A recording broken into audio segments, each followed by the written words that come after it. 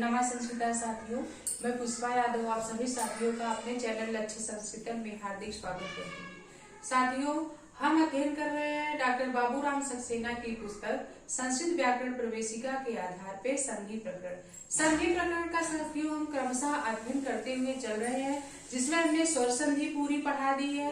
व्यंजन संधि को हमने पूरा परिभाषा और उदाहरण सहित पढ़ाया है। अब साथियों हम विसर्ग संधि पढ़ा रहे हैं। तो विसर्ग संधि में हम 4-5 सूत्र पढ़ा चुके हैं। अब उसके आगे सर्करे व विसर्जनीय सूत्र के आगे का जो सूत्र हमारा है नमस् पुरुषोर्गतयो पुरो अव्ययम नित्यगति संज्ञा, आज उस सूत्र का हम अध्ययन करेंगे। तो ये सूत्र हमारा बाबूराम सक्सेना की जो पुस्तक है संस्कृत व्याकरण प्रवेशिका पृष्ठ संख्या 61 पर है। पृष्ठ संख्या किस पे है? 61 पे है साथियों। तो आप लोग जब भी पढ़ने बैठिए साथ में संस्कृत व्याकरण प्रवेशिका की पुस्तक और जो है अपना नोट्स बुक और पेन लेके जरूर बैठा करिए। साथियों, हम सूत्र की परिभाषा को बहुत ही सरल तरीके से लिख करके आपको समझाने की कोशिश करते हैं कि जिससे आप लोगों को आसानी से समझ में आ जाए। संस्कृत व्याकरण प्रवेशिका में जो है कुछ ऐसे परिभाषा जो बाबूराम सक्सेना ने दिया है, कुछ घुमा फिरा के थोड़ा कठिन लगता है हमें पढ़ने में। कठिन तो नहीं है, वैसे सबसे आसान पुस्तक है संस्कृत की, लेकिन फिर भी हम और आसान तरीके से आपको समझाने की कोशिश करते हैं। तो हम चलते हैं, आपका अगला जो हमारा सूत्र है नमस् पुरुषोर्गतयो पुरो अव्ययम नित्यगति संज्ञा का अध्ययन करते हैं। तो ये सूत्र हमारा आइए देखते हैं क्या कहता है। ये सूत्र हमारा कह रहा है कि का खा पाफा धातुओं के पहले यदि नमः और पुरः शब्द गति संज्ञक के रूप में आते हैं तो विसर्ग का सा हो जाता है। और कह रहे हैं किंतु नमः शब्द का गति संज्ञा होने के कारण विकल्प से सा और पुरः के विसर्ग का नित्य रूप से सा हो जाता है। यही इस सूत्र में कह रहा है। तो कैसे हो जाता है साथियों, हम आइए इसको उदाहरण के द्वारा समझते हैं। तो पहले तो कह रहा का खा पाफा क्या हो, धातु के पहले यदि नमः आ जाए या पुरः आ जाए। तो जैसे बाबूराम सक्सेना की जो पुस्तक है व्याकरण प्रवेशिका में उदाहरण दिया है हमारा नमः धन करोति। नमः धन करोति में अब नमः का जो ये विसर्ग है साथियों, उसके बाद का आया है। ककार खकार पकार फकार लिखा है आपके व्याकरण प्रवेशिका में, इसका मतलब का खा पाफा। तो यहाँ का आया है, का के पहले यहाँ नमः शब्द आ गया और नमः का जो ये विसर्ग है इस विसर्ग का क्या हो जाएगा, सा हो जाएगा। जब विसर्ग का सा हो जाएगा साथियों तो हमारा ये शब्द क्या बन जाएगा, नमस्करोति बन जाएगा। अब कहे नमः शब्द गति संज्ञक होने के कारण विकल्प से सा, तो नमस्करोति एक रूप तो बना, लेकिन एक रूप और होगा नमः धन करोति का नमः करोति ही होगा। क्या हो जाएगा, नमः करोति। दो रूप हो गए हैं इसके, एक तो विसर्ग का सा हो गया, विसर्ग का सा होके नमस्करोति बन गया, एक रूप ये हो गया, और दूसरा रूप नमः धन करोति नमः करोति ही हो गया। अब कह रहे हैं और पुरः शब्द अगर आए तो दूसरा उदाहरण है पुरः धन करोति। कह रहे पुरः शब्द के पहले पुरः जो है का खा पाफा के पहले यदि पुरः शब्द आए तो पुरः का जो ये विसर्ग है साथियों, इस विसर्ग का नित्य रूप से सा होता है। यानी विसर्ग का जो सा है, विसर्ग है उसका सा नित्य रूप से होगा, अवश्य होगा और एक ही रूप बनेगा। नित्य रूप का मतलब होता है एक ही रूप। जब इस विसर्ग का सा हो गया साथियों तो ये हमारा शब्द क्या बन गया, विसर्ग का सा और करोति शब्द हम जोड़ देंगे आगे, तो हमारा शब्द क्या बन गया, पुरस्करोति। पुरस्करोति ही बनेगा, एक रूप बनेगा। नमः का दो रूप बना क्योंकि नमः गति संज्ञक होने के कारण विकल्प से आया है एक शब्द। हाँ, विकल्प से सा, तो विकल्प से का मतलब होता है गति संज्ञक जो शब्द हमारा नमः है उसके बाद जो का खा पाफा धातुएं आई है और नमः अगर शब्द आ जाता है तो नमः शब्द हमारा गति संज्ञक है। गति संज्ञा होने के कारण साथियों उसके विकल्प से दो रूप बन गए, नमस्करोति और नमः करोति, क्योंकि ऐसा सूत्र में लिखा है। और पुरः शब्द भी हमारा लेकिन पुरः शब्द का जो विसर्ग है सूत्र में लिखा है कि काखा पाफा के पहले अगर पुरः आ जाता है तो पुरः के विसर्ग का नित्य रूप से सा होता है, यानी एक रूप ही बनेगा। तो पुरः का विसर्ग का जब सा हो गया तो पुरस्करोति रूप बना। ये अव्यय है। अव्यय जो होते हैं गति संज्ञक जो शब्द होते हैं साथियों वो अव्यय कहलाते हैं, इसलिए इनका क्या रूप बना, दो रूप। और एक और दिया है उसी में पुरः प्रवेष्टव्यः, पुरः धन प्रवेष्टव्यः दिया है। पुरः प्रवेष्टव्यः का पुरः का जो ये विसर्ग है साथियों, इस विसर्ग का सा नहीं होगा, विसर्ग का सा नहीं होगा। क्यों नहीं होगा? क्योंकि इस विसर्ग का सा नहीं होगा। विसर्ग ये जो पुरः शब्द है हमारा साथियों, ये पुरः शब्द संज्ञा शब्द है। कौन सा शब्द है? संज्ञा शब्द है। और संज्ञा शब्द के बाद विसर्ग आया है, इसलिए विसर्ग का सा नहीं होगा। पुरः शब्द हमारा यदि गति संज्ञक होता, अव्यय होता, तब इस पुरः के साथ विसर्ग का क्या हो जाता, सा हो जाता।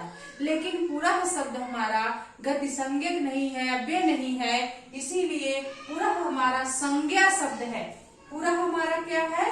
संज्ञा है। आप अपने नोट्स में लिख लिया करिए, पुरः शब्द संज्ञा है। संज्ञा होने के कारण पुरः का जो विसर्ग है साथियों, उस विसर्ग का सा नहीं होगा। जब विसर्ग का सा नहीं होगा तो ये हमारा शब्द क्या बन जाएगा? पुरः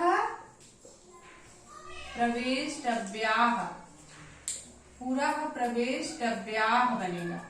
यानी पुरः धन प्रवेष्टव्यः, पुरः प्रवेष्टव्यः ही रहेगा। पुरः का जो विसर्ग है उसका सा नहीं होगा, क्योंकि पुरः शब्द संज्ञा शब्द है। पुरः शब्द कैसा है साथियों? संज्ञा शब्द है। और संज्ञा शब्द होने के कारण विसर्ग का सा नहीं हुआ और शब्द हमारा बना पुरः धन प्रवेष्टव्यः, पुरः प्रवेष्टव्यः। अब आया समझ में? तो ये सूत्र हमारा कह रहा है कि का, खा और पा, फा धातुओं के पहले यदि क्या आ जाए, नमः शब्द आ जाए, पुरः शब्द आ जाए, तो नमः शब्द आ जाए तो विसर्ग का सा होता है, पुरः शब्द आ जाए तो विसर्ग का सा होता है। लेकिन कह रहा है कि नमः शब्द गति संज्ञा होने के कारण विकल्प से सा करेगा, तो नमः के विसर्ग का सा होके नमस्करोति बना और नमः धन करोति नमः करोति भी होगा। दो रूप हो गए। पुरः करोति के पुरः का जो विसर्ग है इसका सा होके पुरस्करोति बना। सूत्र में लिखा है कि पुरः के विसर्ग का नित्य रूप से सा होता है, यानी यह विकल्प से नहीं होगा, इसका एक भी रूप बनेगा, पुरस्करोति। और नमः के कितने रूप बनेंगे? दो रूप बनेंगे, पुरः करोति पुरस्करोति। आप अपने नोट्स में लिखिए कि पुरः शब्द गति संज्ञा होने के कारण विकल्प से बन रहा है, इसलिए इसके दो रूप हैं। और नमः शब्द गति संज्ञा होने के कारण विकल्प से बन रहा है, इसलिए साथियों इसके दो रूप हो रहे हैं। तो बीच नोट्स में आप लिखिए नमः का वैकल्पिक आदेश है, इसलिए दो रूप है।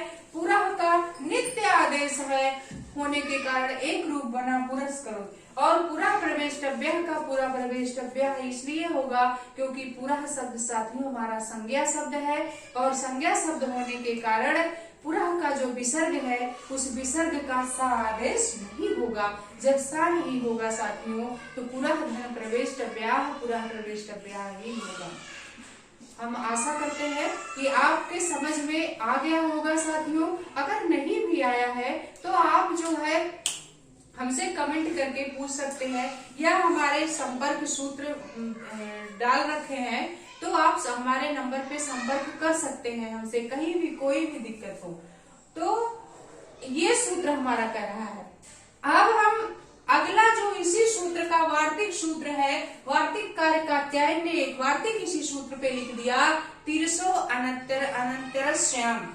तीरसो अनंतरस्याम सूत्र हमारा कह रहा है कि वार्तिक कार्य कात्यायन कह रहे हैं यदि तीरस शब्द के बाद का खा पाफा आए तो क्या होगा, तो तीरस शब्द अगर स्पेशली तीरस शब्द के बाद का खा पाफा आता है तो विकल्प से सा आदेश होता है। कैसे होगा इसको भी हम समझा दे रहे हैं। तो इसको आप जैसे हम लिखते हैं साथियों, आप कोशिश करिए अपने नोट्स में उसकी परिभाषा और उसका उदाहरण वैसे ही लिखते जाइए। तो अगला हमारा जो है, अगला हमारा वो है सूत्र, हम उस सूत्र को लिखने जा रहे हैं।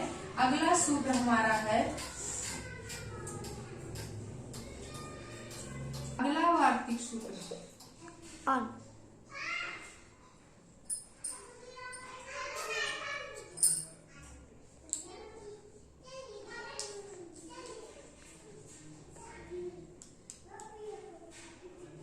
अगला वार्तिक सूत्र साथियों हमारा है तिरसो अन्यतरस्याम। तिरसो अन्यतरस्याम सूत्र हमारा क्या कह रहा है, ये कह रहा है यदि तिरस के बाद, यदि तिरस शब्द है, तिरस, तिरस के बाद क्या हो, का खा पा फा आवे, काय खाए पाए फा आवे तो क्या हो जाता है, सा विकल्प से होता है, सा विकल्प से होता है।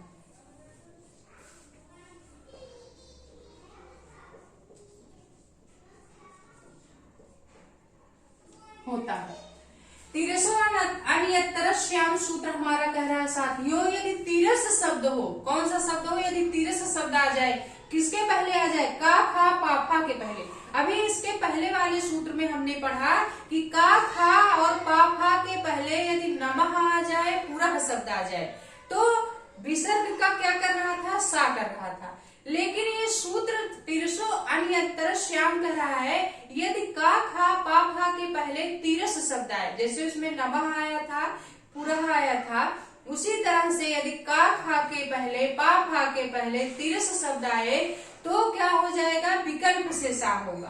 कैसे होगा, फिर तिरस, जैसे इसमें हमारा उदाहरण है व्याकरण प्रवेशिका में, तिरह धन करोति, तिरह धन करोति। तिरह करोति का साथियों, तिरह का जो विसर्ग है, तिरह का क्या है, ये विसर्ग है, उसके बाद का आया है, तो इस विसर्ग का क्या हो जाएगा, सा हो जाएगा। इस विसर्ग का जब सा हो जाएगा साथियों, हमारा शब्द क्या बन गया, तिरह। ये सा है ही तो सा आधा लिख देंगे, क्योंकि हलंत युक्त तो आगे करोति जोड़ देंगे, तिरस करोति बन गया। तिरस करोति बना, तिरह के विसर्ग का सा हो गया और शब्द हमारा क्या बना, तिरस करोति। तिरस शब्द आ गया ना, और का आया है तो तिरस करोति बना। लेकिन कह रहे हैं सा विकल्प से होता है, तो एक बार तिरस, तिरह धन करोति, तिरह के विसर्ग का सा होके तिरस करोति बना, और एक बार तिरह धन करोति, तिरह धन करोति के विसर्ग का सा नहीं होगा, तो ये हमारा शब्द बन जाएगा तिरह करोति। क्या बन जाएगा, तिरह करोति। तो कितने रूप हो गए इसके, ये वैकल्पिक आदेश कर रहा है, इसलिए इसके दो रूप हो गए। विकल्प से का मतलब होता है इसके दो रूप बनेंगे। तिरह करोति के सा विसर्ग का सा होके तिरस करोति बन गया, और तिरह धन करोति तिरह करोति ही रहा। तो कितने रूप हो गए, इसके दो रूप हो गए। तो हम आज की क्लास साथियों यही खत्म करते हैं, फिर हम आपसे जल्दी ही अगली क्लास में मिलेंगे साथियों। हम जो ये संधि पढ़ा रहे हैं, ये संधि आपको कैसा लग रहा है, आपके समझ में आ रहा है कि नहीं आ रहा है साथियों, तो आप हमें कमेंट करके जरूर बताया करिए। और हो सके तो आप हमारे चैनल को भी अगर अच्छा लगे तो लाइक सब्सक्राइब कर दिया करिए, ना अच्छा लगे तो कोई बात नहीं है। तो आज की क्लास हम यही खत्म कर रहे हैं साथियों, फिर हम आपसे अगली क्लास में मिलेंगे। तब तक के लिए नमः।